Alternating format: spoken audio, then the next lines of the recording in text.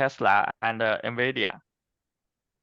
In this presentation, we will introduce Tesla, Waymo, and Zhou only.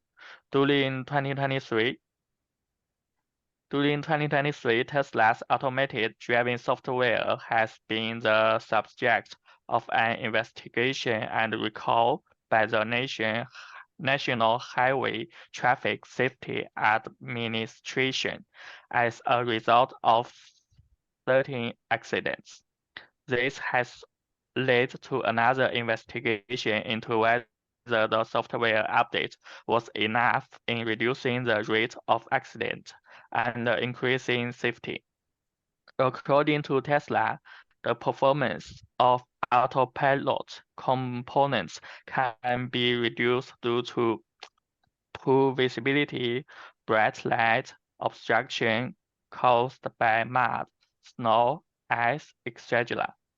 While one can argue that autopilot is safer than human drivers, Tesla's systems are far from perfect and having a long way to go. Waymo is a software company on the Alphabet, which has been investigated by the NHTSA also. Since 2024, as a result of 22 instances of traffic law violation and 17 collisions. Zhou is a company owned by Amazon that develops automated driving system.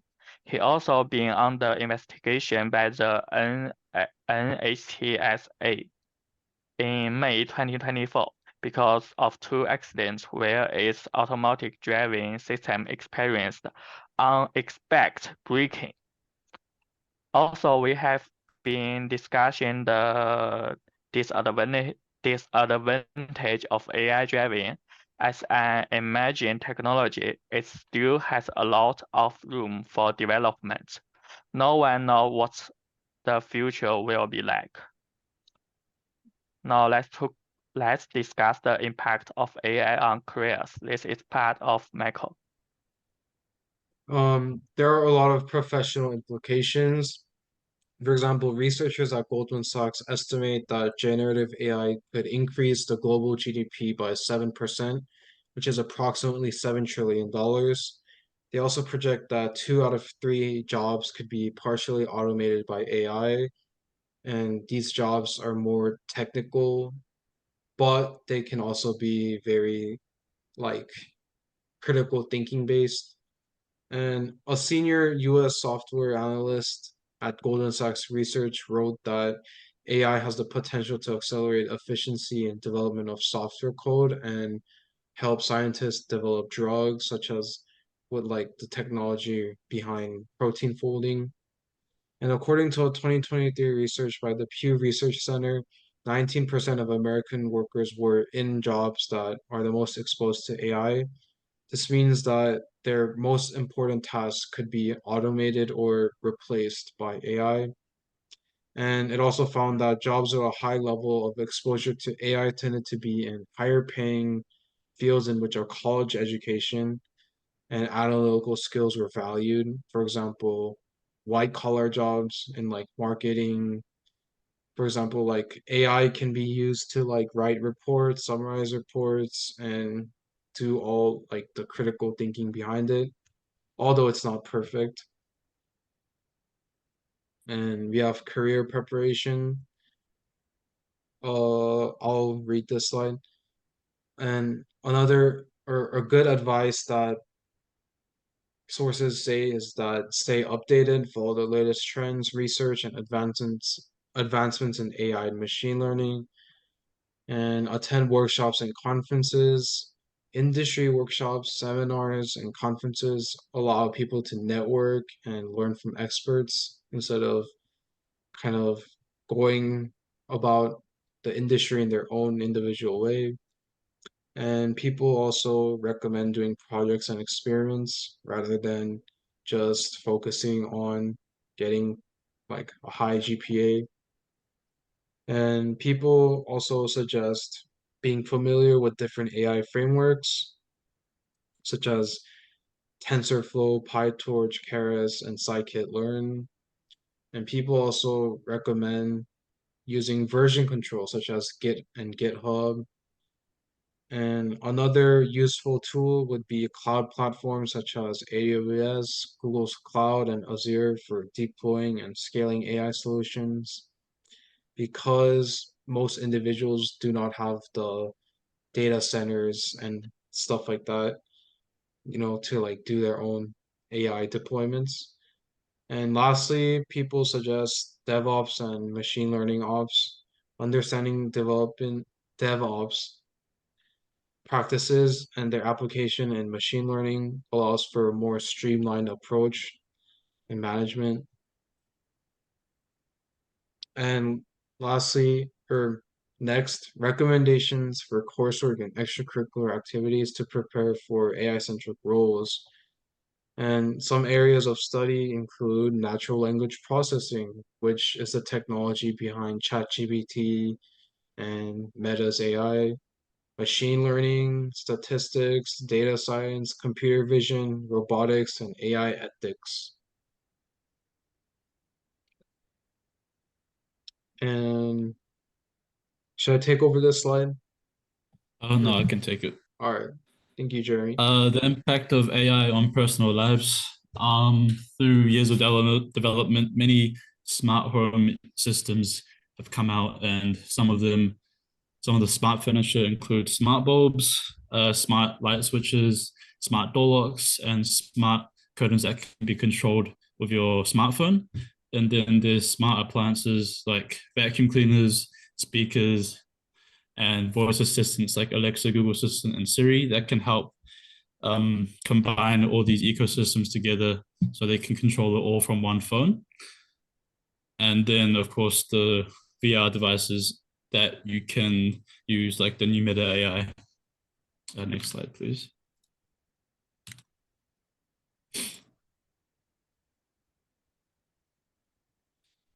The potential impact of AI on the customer experience and how it improves it. Since many human call centers are being replaced by AI chatbots, which allow them to have basically an uptime of 100%, and customers can receive help at any time they want.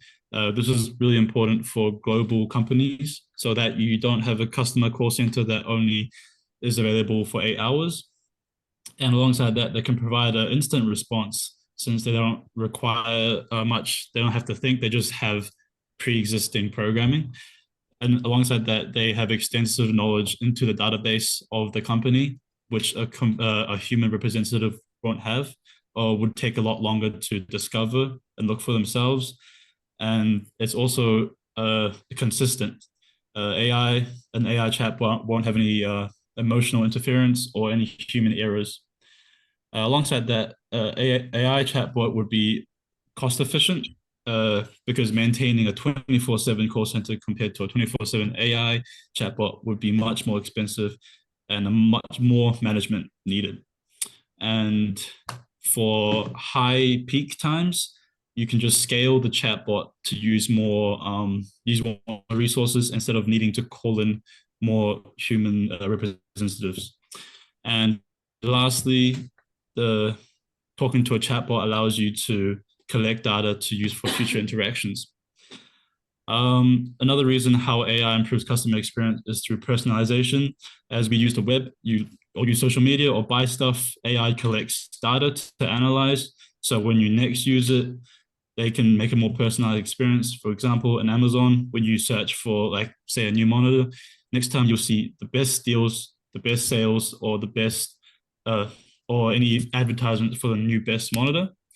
And then YouTube, anything you search on YouTube, any content you watch, they'll suggest products that relate to it.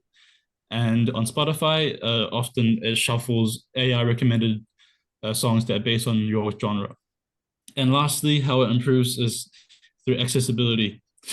A lot of tools have been used in the past for accessibility, like text-to-speech, the magnifying glass tool on the computer, and in translation. They have all been improved with AI, like voice assistants like Siri or Alexa. They are able to provide you information and do tasks like using the smart home without the need to move to do much.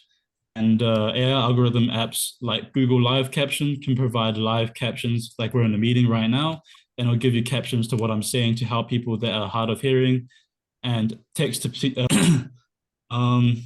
next slide. In retail services, AI can help by optimizing the inventory to see and trends and taking data trends are currently happening, and to have what products in stock to meet the customer requirements. And while you're going through the store, you can use augmented reality to put on clothes that you might not be able to try online, like on Amazon. And stores can implement like reality maps where you can go through the store without needing to ask someone for help. And secondly, and when you use AI for banking, AI can help fraud detection. So when you use a card, for example, my card's used overseas, AI will detect that and flag it. And as well as documentation, when I signed up to use a bank here in Chase, it took weeks to do all my things, but AI can detect and scan my documentation without human error and faster. And it can also, through analyzation of data, assess credit assessment. So if they want to assess someone's credit score or provide better investment options.